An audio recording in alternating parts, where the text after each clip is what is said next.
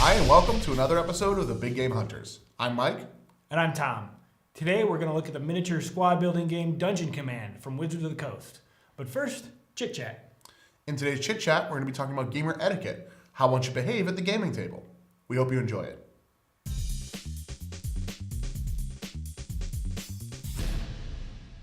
Welcome to the Chit Chat. In today's Chit Chat, we're going to be talking about gamer etiquette. So a little bit of background information. I read a post by Robert Burke on Board Game Geek. I don't usually follow him, but I came across this one. And he made a list of 20 things he thinks you should not do at the gaming table. And a lot of these were aimed at, a meetup or a group of friends you're not familiar with. Some of them apply to your friends too. And it kind of got us thinking and us talking about it. And so we came up with kind of a shorter list of our own, do's and don'ts of sitting down at the game table with players. They're not game specific, just kind of general, how to participate kind of thing. Sure. So first and foremost, I always follow the Will Wheaton golden rule of don't be a dick. This is just a general rule of life. It doesn't specifically apply to games, but a lot of what we saw specifically on Robert Burke's list was things that are really just covered by don't be a dick. And we don't really feel we need to cover those things because people should just follow that rule. Mm-hmm. So rule number one from Big Game Hunters is going to be there to play games. Don't be on your phone or tablet or whatever. Don't bring homework to the table. Maybe socialization is good at a game, but don't be there specifically only to socialize and then ignore the game. Those are just the kind of things somebody who's not there for the game does. Yeah, and it annoys me sometimes when somebody will turn on the TV when we're playing a game. I don't mind if it's something in the background, like music's fine, or something you can kind of tune out of, like maybe something you've seen before. Sure. That's fine, but for the most part, be there to play. In addition, when you're playing, don't walk out. That was a big one of his. It was his number one, and I agree. Don't walk out from the table, no matter how bad it's going. If you don't like the game, just stick it out. It's really sends a very strong message if you leave the table during a game, and it's very insulting. So you can express the opinion that you don't like the game, that sure, you're not having fun with the game. Those are all options. But by walking out, not only are you expressing those opinions, but you're really insulting everyone else at the table by saying, my time is worth more than yours. I don't need to be here. Mm-hmm. Yeah, especially because it's almost always going to end the game. Yep. If somebody leaves in a multiplayer game, you can't just bow out gracefully. It's going to totally skew the results. Along the same lines, that same thought process is don't withhold your participation from a game because it's not a game you really want to play. So if your group is all together, especially if you're a group of friends that you know, but even if it's strangers, don't be like, I'm only playing if we play the game I brought or the game I haven't played yet or whatever. When you do that, it's really sending the same messages that I'm only here to entertain myself. I don't really care about the rest of you. And it's on the same lines, it's hard to categorically reject a game type. So I'm not generally a Euro gamer. I enjoy a lot of them, but it's not my usual forte. But if somebody brings a nice worker placement to the table, I'm happy to play it. Yeah. It's not the game I might have picked, but I can certainly enjoy it and get into it. And I think that's important. I'm the same way. There's lots of games I just know I'm not that good at, but I still play them because that's what's being played, and that's why I'm here is to play games. Yeah. And along the same lines, even if you don't like the game, take care of it. If it's not your game especially, treat the components with care. Don't be eating a pizza while you're playing a game. That drives me nuts. Yeah. If somebody's ever eating, like having salty chips at my house. Be careful where you set your soda can. Yeah. I mean, this is kind of obvious stuff, but you'd be surprised how often it comes up and how often I have to, kind of remind people. Not only just what you're eating and drinking, but like shuffling cards. Mm-hmm. If you do that, there's not one correct way to shuffle cards, but you can do certain ways more rough than others. And if cards are sleeved, shuffle them so that they're facing the same direction. Yeah. That one comes up a lot. It takes a little more effort than it's worth to have to fix it, but you do have to fix it. And it damages the sleeves, too. So, if you have sleeved cards, shuffle them all facing the same direction. That's a big one for me. Along the same lines of taking care of a game, make sure you help clean up the game, especially the components you're specifically responsible for, but there's usually communal pieces that everybody has a part in playing. I know in my group, whenever someone wins dominantly, we force that person to clean up games, but I'm sure that's not a rule everyone is going to adopt. Seems backwards to me. Should the loser clean up?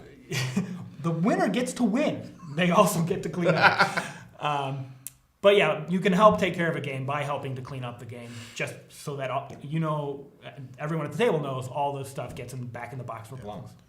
Now, one of the ones that I'm thinking of, now we're kind of getting more in-game with these. Those are general to any social gathering. Come on. And they are things that if you haven't heard them before, kind of need to at least be said once. Exactly. But the rest of this is pretty game focused, and it's not going to apply to every game group. But the longer you play, the more likely these things are going to come up.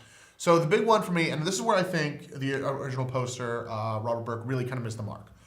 He wrote that you should not rules lawyer. And the way he described rules lawyering was you should not try to argue about a rule until you've looked it up in the rule book to find the easy answer. I think he kind of had a misunderstanding on that one about how rules lawyering actually happens. If one could simply look it up in the rule book, no debate would ever take place. That's ridiculous. Rules lawyering happens when two people disagree about how a rule is interpreted. It's not a matter of finding the law, the rule, it's a matter of interpreting it. So when two players it's really more like rule judging than rules lawyering. If two people end up in a debate over a rule, you really have to resolve it before you can move on. If it's going to be a close game, if at least two people are if even one person is taking the game seriously, is playing competitively, that player is going to need to know the resolution of that card or of that interaction. And you really can't just kind of skip by it. For me, the player who's kind of a sharky rules lawyer, who's really aggressive about how he rules lawyers, is a problem. But an equally annoying problem is the player who's like, oh, just leave it. Just, let's flip a coin and move on. Eventually, yes, you're going to have to stop the debate. Eventually, you're going to have to table it. But, give it a little time to resolve itself. Give it a little bit of time for people to make their cases, for people to be heard, for people to really think about the implications of which way you go on the rule. In addition, if you begin a game with a wrong rule, if you start playing a game with a rule that you later find out to be incorrect, I think you need to keep going with that wrong rule to the completion of the game. Yeah, at least for that game. And oftentimes, not all the time, but oftentimes that can lead to a house rule that everyone agrees just plays better, works better. But often it can lead to somebody being really frustrated too, and understandably, if they're the victim of a wrong rule. Yeah. With rules lawyering, a dynamic I've often seen that sort of resolves itself is that the most experienced player at the table or in the room just sort of resolves everything. This can be a problem if you have highly developed game groups where everyone is a master at games, but if it's just a light, like family social gathering, if there's an issue that comes up, there's usually one person who can take care of it. And also, I don't think rules lawyering or like debating a rule is a negative thing. I think it has a negative connotation. We saw that in Munchkin. Yeah, it doesn't have to. It can have a negative connotation if it just takes too much away from the gameplay. If it draws everyone else out of interest in the game, that's when it becomes a real problem. But leading up to that is when you need to recognize that we're headed toward that as a problem and get it resolved before then. Along the same lines, sometimes some rules lawyering unnecessarily comes up with allowing a player to take back a move. I think as long as the die has not been cast, so to speak, as long as new cards have not been revealed or the dice have not been rolled in a way that something has been decided, you should always allow somebody to take back a move. Along the same lines as if somebody forgets something, as long as allowing them to do the thing, right? Like forgetting to collect money. Sure. Yeah. As long as allowing that thing isn't going to fundamentally change what's happened since, no reason not to let it happen. Yeah, I absolutely agree. So I guess one of our last things is going to be analysis paralysis. I know you personally don't feel like it's a problem. I personally don't feel like it's a problem if a person considers their options, but at a certain point, everyone else at the table starts sighing, shuffling their cards, leaning in their chair, goes to get a drink, whatever else happens, and that one player is still thinking about their turn. I think that's a pretty close to official definition of analysis paralysis. And at that point, it's on the person who's deciding. The onus is on them to work it out and keep the game moving. I can see your point, but with that, like I said, I'm kind of a slow player. I do like to work through the options. What I'm doing, I can see it considered analysis paralysis, but I really am looking at different things. I think by a very narrow definition, if you're considering all your options and you think you have not yet found them, fine, carry on. But I think the big thing there is that I'm there, when I'm playing a board game, I think it is meant to be a leisurely activity. I think it is meant to be played slowly, meant to be kind of savored. I don't think of it as a board game, as necessarily being kind of I feel like there's something kind of low tech about it that I like.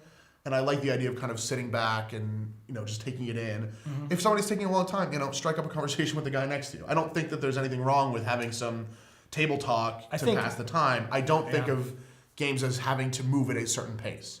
I do think there is sort of a natural pace that we want for them, and that is definitely going to be different for each person. Mm-hmm. And if one person is particularly at a different pace than everyone else, something's got to give. Sure.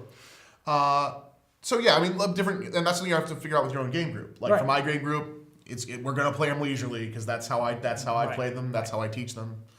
For mine, just for record keeping purposes, if someone's taking a long turn, you can just start poking them and throwing things at them, and there you go. Their turn has to get going. Teach their own. But like I said, games made to be played leisurely. It's nice to have sit back, have a drink with your games. There's nothing wrong with mixing drinking and board games. But if you do, make sure you make it clear beforehand that that's going to be happening. Make sure everyone's on the same page about it. Do not mix drinking and gaming if half the people are drinking and half the people are gaming. Also, that is oil and vinegar. Also, if you are drinking, consider the type of game that you're playing. Right. You don't get too heavily involved in something like Battlestar, Galactica, something very serious, where drinking can be a hindrance. Mm-hmm. So yeah, I think that about wraps it up for today. That's all the gamer etiquette we have. And now I'm going to teach you how to play Dungeon Command.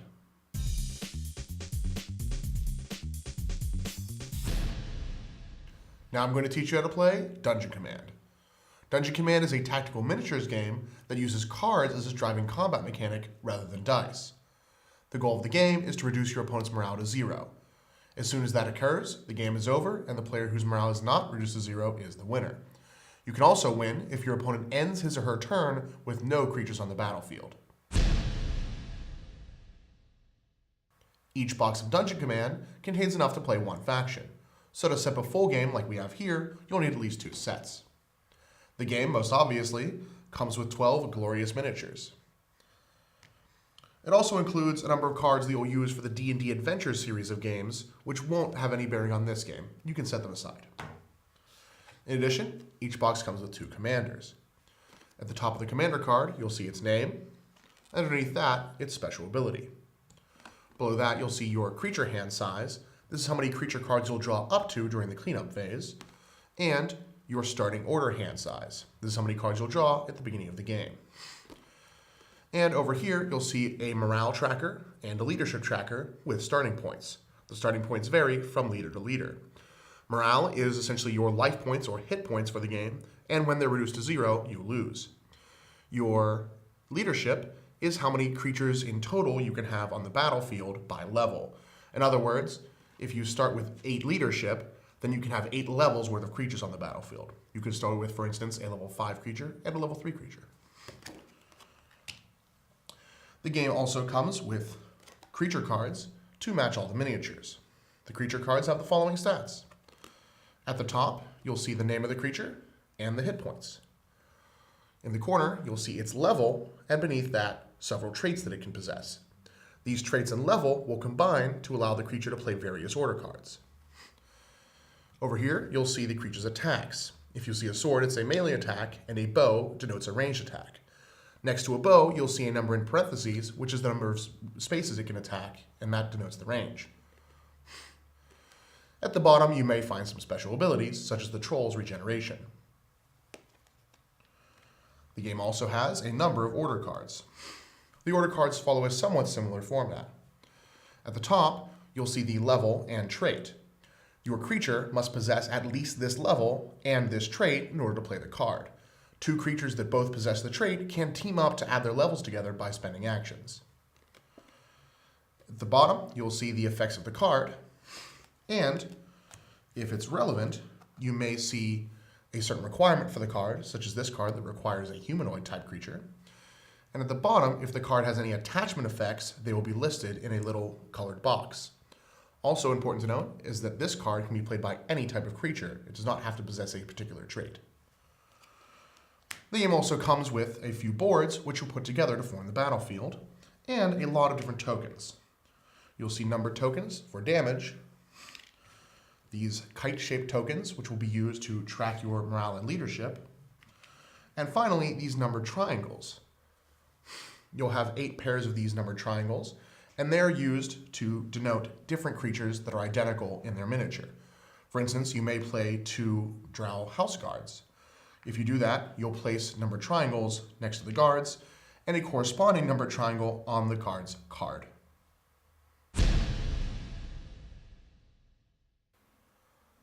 Before playing a game of Dungeon Command, you must first decide whether you'd like to use a pre-constructed squad, as comes in the box, or if you'd like to build your own warband. If you're using a pre-built squad, simply choose one of the 2 leaders that comes in the box and move on to the next step. If, however, you'd like to build your own, you'll choose at least 30 order cards and at least 12 creature cards and put them into decks. You can have no more than 4 of any creature and 4 of any order. Now that you've built your warband, or you've chosen one from the box, you'll move on to building the map. You and your opponent agree to play either an outdoor map, as we've set up here, or an indoor map. When building the map, you'll place the 4 center tiles so that they connect to form a square. Then, you'll place the 2 start tiles so that they are closest to each of the players. In other words, if I'm the goblin player, I have to have the goblin start zone as far to my side of the table as possible. Then, you'll place all the treasure tokens, with the number sides face down, randomly on the 6 treasure spaces. As soon as a creature moves onto one of these treasure spaces, you'll reveal it, remove the token, and replace it with a number of actual treasures equal to the number displayed. Finally, you'll create your starting party. When you do so, you'll look through your entire creature deck, choose creatures that add up in levels to your total starting leadership, and then place them all in your start zone outlined in the dotted line. After that, you'll shuffle your remaining creatures to form your creature deck, shuffle your order cards into an order deck, and draw a number of order cards and creature cards equal to your creature hand and starting order hand size. Now you're ready to begin the game. Dungeon Command is played out in alternating turns, with each turn following 4 phases. The first phase is Refresh. In the Refresh phase, you'll first resolve any start of turn effects. These will be listed on cards or on monster abilities. Then, you will untap all of your creatures. When you untap a creature, you will move it from horizontal back to vertical. Creatures will be tapped throughout the course of the game when they act or when cards are played on them. Finally, you'll draw 1 order card from the top of your order deck. There is no hand limit for the number of order cards you can hold at a time. Phase 2 of your turn is the activation phase. In this phase, you'll activate each of your creatures in sequence. You can choose the order of activation, and you can change the order every turn. When a creature activates, it can do a few things. It can move up to its speed, which I'll explain later. It can use creature powers, including making attacks, which I'll explain later. And it can play order cards. When a creature goes to play an order card, it must be of sufficient level and possess the trait depicted on the order card, unless the order card has affinity for a specific creature type, such as affinity for drow, making a drow creature without the sufficient attribute able to play the card. The order cards come in 3 main flavors: standard actions, immediate actions, and minor actions. Standard and immediate actions both tap the creature when they are used and prevent the creature from doing other things that would require it to tap. A standard action must be played only on the creature's individual activation. An immediate action, by contrast, can be played in response to other events. Immediate actions usually prevent damage from one source. Finally, minor actions do not cause the creature to tap, and therefore you can play as many minor actions on a given creature as you like.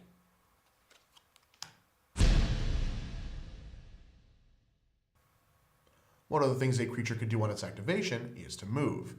A movement must be uninterrupted. In other words, you cannot move a certain number of spaces, then take a different action, then continue moving. When your creature moves, it can go a number of spaces up to its speed value, and it can move diagonally at a cost of 1 per space. However, your creature cannot move diagonally around hard corners, such as those found on the indoor maps. In addition, a creature must stop moving as soon as it becomes adjacent to an enemy creature. Also, if a creature begins movement adjacent to an enemy creature, its speed is reduced to 1. There are several different types of terrain on the map, which can also slow or hinder movement. Walls, such as those along the outside of the map, and variously on the inside, block line of sight and block movement. Difficult terrain, denoted by the triangle, does not block line of sight, but costs 1 extra point of movement in order to enter the space. If a large creature enters difficult terrain, it must only spend 1 extra point, even though its base may be entering 2 difficult spaces at once. The fires here, denoted by the weird diamond-y shape, are treated as hazardous terrain. This terrain is the same as difficult terrain. However, the first time a creature enters hazardous terrain on a turn, it receives 10 damage. In addition, at the end of your turn, any creatures still in hazardous terrain receive an additional 10 damage. There are also obstacles, shown by squares. Obstacles work like difficult terrain, except they also block line of sight. Creatures can have various movement abilities, which will mitigate these factors. A creature with flying can freely move through enemy creatures without stopping. In addition, a flying creature ignores all terrain types except for walls. A creature with the burrow ability has the same benefits, but can also ignore walls for the purpose of movement. However, a burrowing creature cannot end its movement in a wall. When you shift or slide a creature, shifting refers to moving your own creatures, while sliding simply refers to moving enemies, you do not worry about the rules regarding ending movement as soon as you reach an enemy, or having your speed at 1 when you begin adjacent to an enemy. Certain abilities, such as Scuttle, means that a creature can shift every time it moves. Otherwise, you'll simply be granted shifts from your order cards. One of the things a creature can do on its activation is to make an attack. Attacks are considered creature powers, and any attacks a creature possesses are displayed along the left side of the card. You'll see the attack damage, and if it's a ranged attack, next to that, you'll see the range in parentheses. To make a melee attack, you will choose one enemy creature that is adjacent to your creature, tap your attacking creature, and deal damage to the enemy equal to the damage displayed. If you're making a ranged attack, you must not be adjacent to the enemy creature, and you must have line of sight to it. Again, you'll tap your creature to make the attack and check for line of sight. Line of sight is determined by drawing a straight line from the corner of any square your creature is in to one corner or multiple corners of your opponent's square. If you can draw a straight line, note that enemy creatures, walls, and obstacles all block line of sight, but your own creatures do not. If you can draw a straight line from your creature to all 4 corners of the opposing creature's square, then the opponent does not have cover. Otherwise, the creature does possess cover. A creature with cover can choose to, as an immediate reaction, tap in order to dodge a ranged attack. When it dodges a ranged attack, it receives no damage and suffers no other ill effects from that attack. In addition, if a creature chooses, it can instead cower in order to reduce damage that it would take from an attack. When a creature cowers, you do not tap it. Instead, all the damage that would have been dealt to the creature is instead absorbed by your warband's morale. So, for every 10 points of damage that the creature would have received, you instead receive 1 damage to your morale. You may not do any sort of combination of cowering and direct damage. You must choose to have it all go into your morale or all go into the creature. In addition, any damage that would exceed the creature's hit points would still be dealt to your morale if you choose to cower.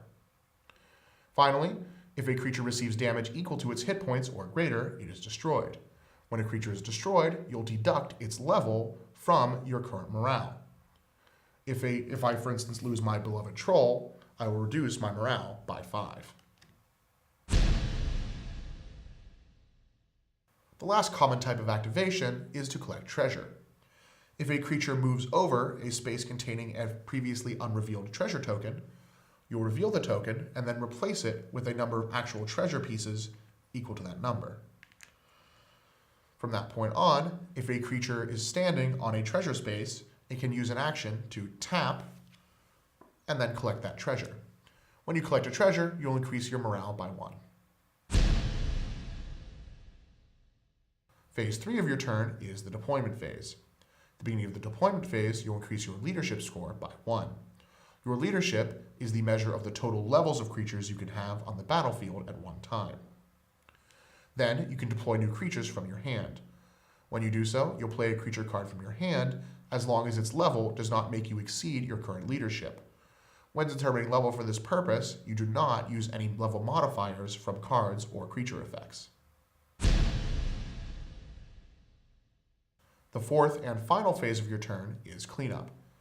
In the cleanup phase, you'll first resolve any end of turn effects as listed on cards or creature abilities. Then you will untap all of your tapped creatures, just as you did in phase 1. Third, you will draw creature cards back up to your creature hand. And finally, you will check for game end. What this means is that at the end of your turn, if you have no creatures in play, you automatically lose the game. You keep playing until one player's morale is reduced to 0, or one player has no creatures in play at the end of his turn, and then the game ends. Now you know how to play Dungeon Command.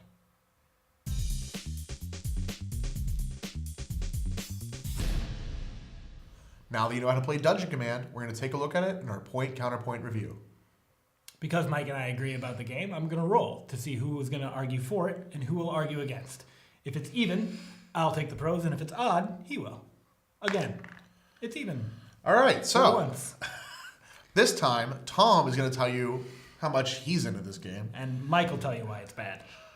So let's start with, it's a, I think, pretty impressive merging of Magic the Gathering and D&D minis. Anyone who's played those both of those games, who then plays Dungeon Command, is going to immediately recognize a lot of elements from both of those games. I think the biggest thing that comes through about those two games is that it essentially is D&D minis, except they took the dice out of the combat and replaced it with the Magic the Gathering stacking mechanic. I think it just makes a really borderline elegant game. There's lots of other things that make it something I wouldn't call an elegant game, but that element of it, I like it a lot. You know, I couldn't disagree with you more there, Tom. It is not an elegant game. So, I mean, good try, but no way. I did say this one, not even on the border, folks. This one inherits all the rulesiness from both its parents. Magic the Gathering has that messy stack. D&D has the messy corners, and this has both. So, in Dungeon Command, you have the hard corners on the inside, which you can't move around, and then you have soft corners on the outside, which you can move around. Who knows? You have 4 different kinds of terrain. You really, I think they could have rolled those into a few. I mean, there's only minor differences between them. You have 4 different movement abilities, 2 of which are identical except for name. The other 2 are only different in that one can move through walls. You have Burrowing, which can move through walls. Flying, which can do everything but move through walls. It seems like they used a lot of design space in throwing tons of different kind of abilities and keywords on there that just really kind of clutters the board. I mean, there's icons all over this thing. And it's just very difficult to kind of count your movement when you're adding one for the different types of terrain. You maybe take damage if you move through that. You have to know if you can move around corners or not. You have to stop when you hit somebody. You have to maybe argue with your buddy about whether flying allows you to move a lot when you start adjacent to a character or not.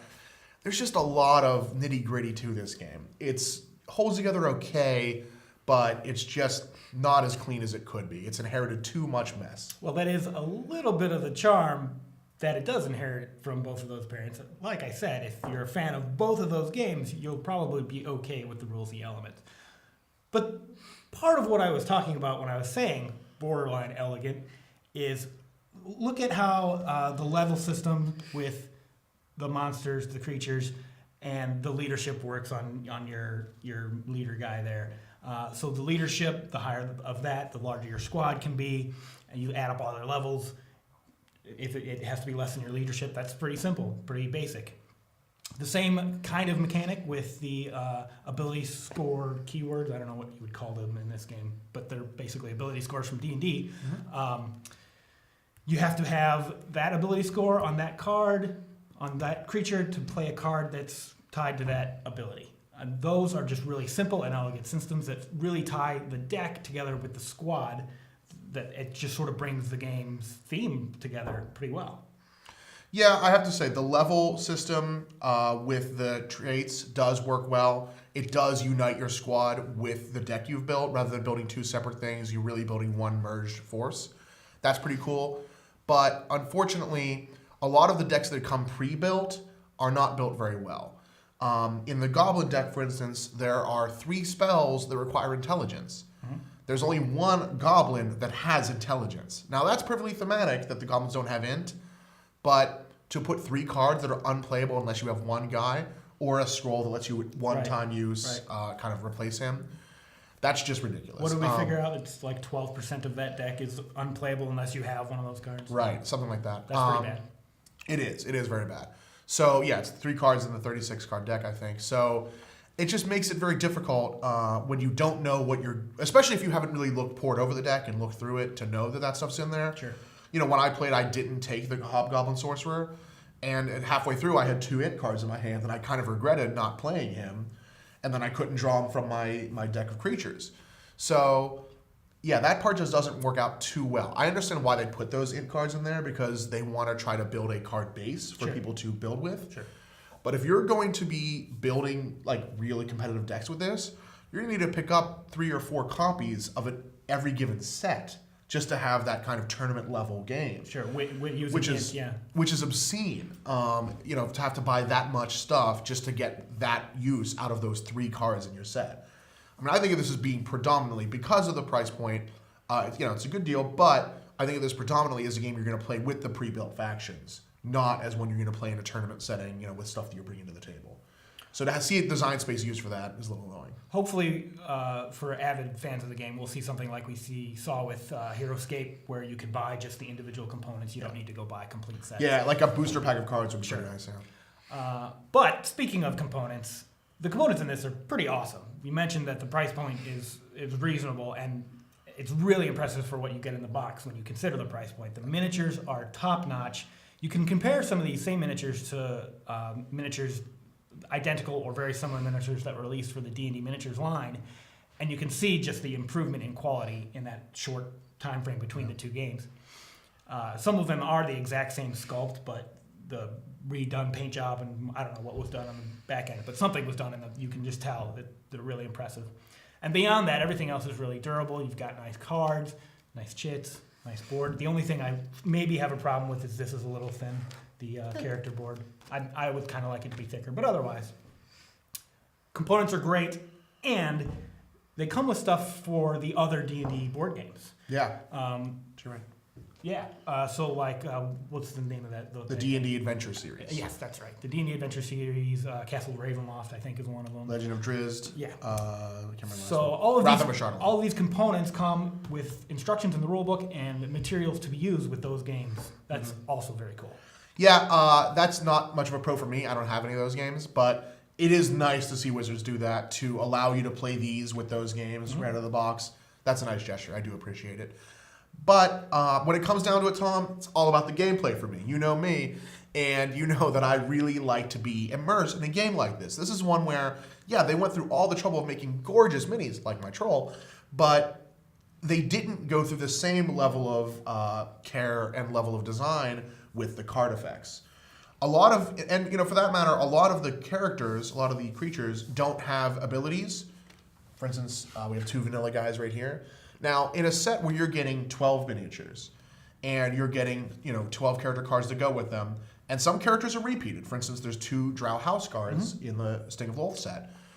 For only having 12 guys, and 2 of them don't have any special abilities whatsoever, that's a little lazy to me.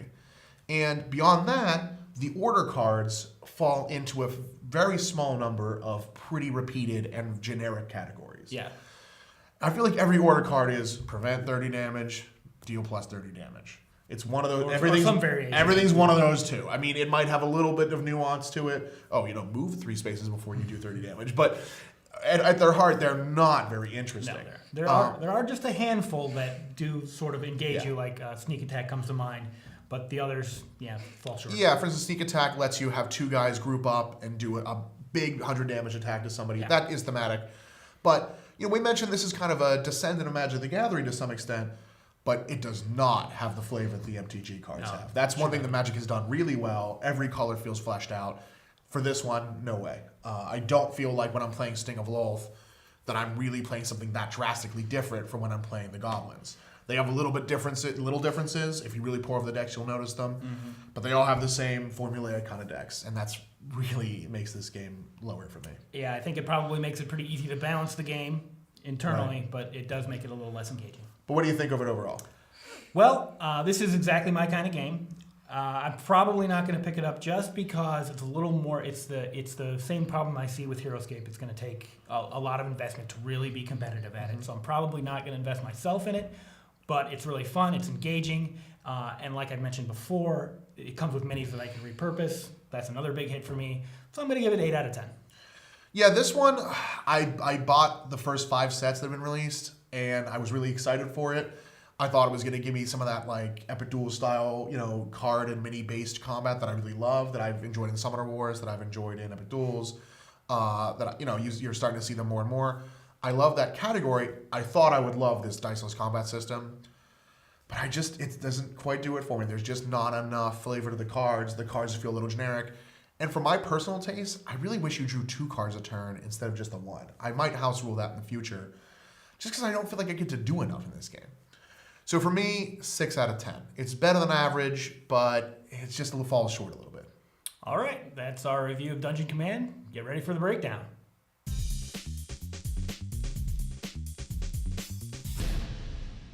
It's time for the breakdown of Dungeon Command from Wizards of the Coast. The game takes about an hour and a half to 2 hours to play, possibly longer if you have a couple of cautious players. So we give it 70 long and 30 short. There's not too much you can do on your opponent's turn, and the turns aren't always fast, so we give it 35 fast and 65 slow.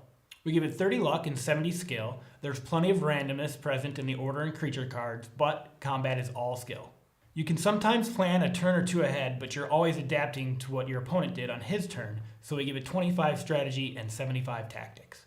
Because it's a direct conflict combat game, and because of how the stack works together, we give it 80 interaction, but there is some potential for independence in deck and squad building, so we give it 20 independence. We give it 70 immersion, particularly because of how the levels and leadership interact and the traits and order cards interact, but we give it 30 abstraction because most of the cards are bland and feel mechanical. If you've played either Magic the Gathering or D&D minis, this game will feel familiar, so we give it 30 simplicity. But it does inherit a lot of the complexity of both of those games, so we give it 70 complexity. We give it 60 grandeur because the components look great spread out all over the table, and if you get all the expansions, it's going to take up a lot of shelf space. But you could just pack up your squad and take it to your friends or a tournament, so we give it 40 portability. We give it 95 expandability because there are a bunch of expansions, and more factions in the game is only going to make it cooler. We only give it 5 completeness because there's not really a full game in one box. For our trophy scales, we give it 2 trophies in originality. It is basically a hybrid of D&D minis and Magic the Gathering, but the diceless combat is really appealing. We give it 5 trophies for value. For the price, you get a lot of quality components. Mike gave Dungeon Command a 6 out of 10, Tom gave it an 8 out of 10, and that is the breakdown of Dungeon Command. We hope you enjoyed leading your army into battle in Dungeon Command. Next week in the Chit Chat, we're going to be talking about Kickstarter, an increasingly popular method for getting your board games published. And we're going to be playing Nexus Ops, a recently reprinted game from Fantasy Flight. Subscribe to our YouTube channel for weekly updates. See the pages below for our Facebook and Twitter pages. And leave us a comment on your breaches of etiquette. See you next week.